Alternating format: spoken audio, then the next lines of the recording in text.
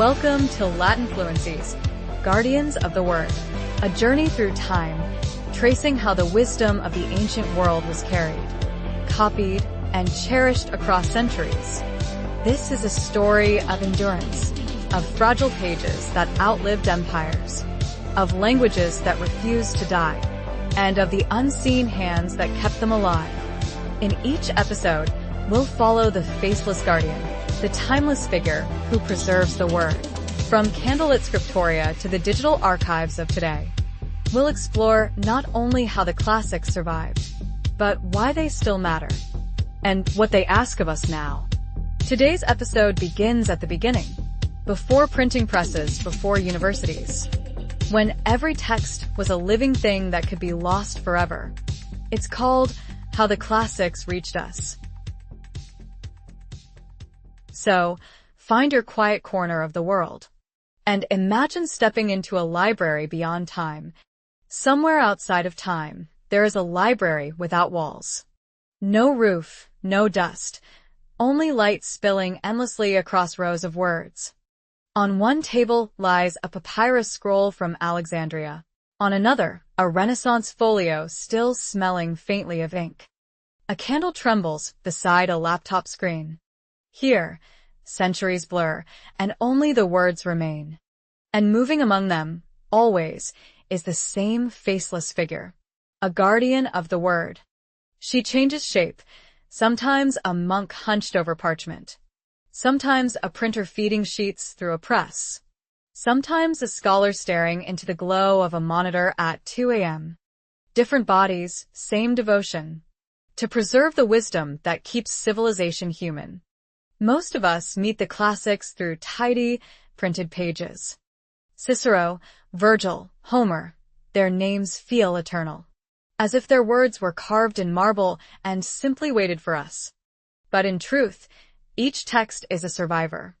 When students open a Latin edition and glance at the footnotes, they see a small forest of abbreviations and symbols, the apparatus criticus. It looks technical, but it's really a battlefield report. Every mark records a wound, a guess, a repair. It tells us there is no single original Virgil, only echoes carried by generations of hands and eyes. In Scribes and Scholars, L.D. Reynolds and N.G. Wilson invite us behind that tidy surface. They show how fragile those words once were, and how extraordinary it is that they survived at all. Before printing, every book began as a body. Animal skin scraped thin, papyrus reeds pressed and glued. To copy one was slow, perilous work. A single misread letter could twist meaning for 1,000 years. Imagine a world lit only by candles. Ink thick as wine, eyes weary from hours of tracing. Some scribes corrected earlier mistakes. Others introduced new ones. Sometimes they edited, trimming what they disliked.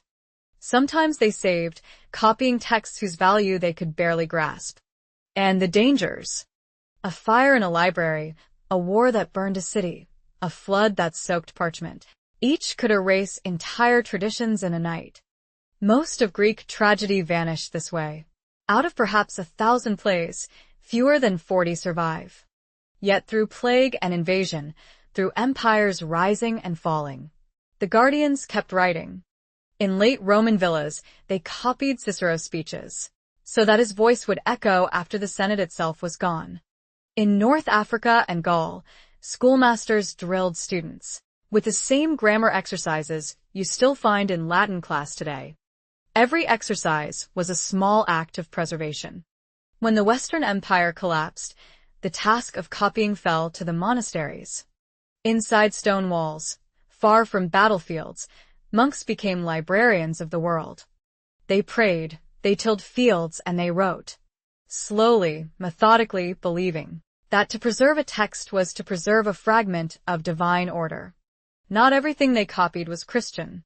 Sometimes a scribe in Ireland or Italy would stumble upon a dusty volume of Lucretius or Horace, and, half curious, half dutiful, decide it was worth saving. Without that moment of curiosity, those authors would be lost. These monks didn't think of themselves as heroes. They were just doing the day's work. But through them, antiquity passed its breath to the Middle Ages. Reynolds and Wilson call this the history of transmission. I like to think of it as a chain. Not of iron, but of memory. Each link is a person. A Byzantine scholar who rescued Homer from oblivion. A translator in Spain who bridged Greek and Arabic thought.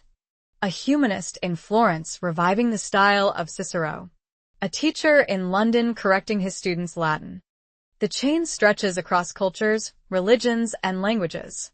Proof that wisdom can leap any border when someone cares enough to carry it. And when we speak of classical education, we are really speaking of this chain. It's the oldest collaboration in history. We live in an age overflowing with information, yet starved for meaning. The ancients faced the opposite problem. Meaning in abundance, but fragile means to preserve it. Their struggle gives ours perspective. Every scroll that survived teaches us that knowledge is never guaranteed, never permanent. It must be rewritten, by hand or by code, again and again. So, when we translate a line of Latin today, or even quote a proverb like verba volant, scripta manent, spoken words fly away, written ones remain, we are doing what the guardians always did, keeping the word alive. Somewhere beyond time, that library still glows. The faceless guardian still walks its aisles, copying, correcting, passing the torch. Perhaps she is you. Listening, learning, carrying the light forward into your own work, your own teaching, your own reading. In the next episode, we'll follow the guardian back to the scriptoria, to the age when every letter was a prayer, and every error could change history. Because to understand how we read today, we must first understand how they wrote.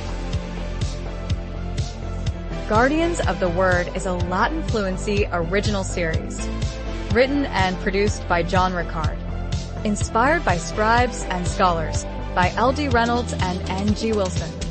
Learn more at latinfluency.com, where ancient words live again.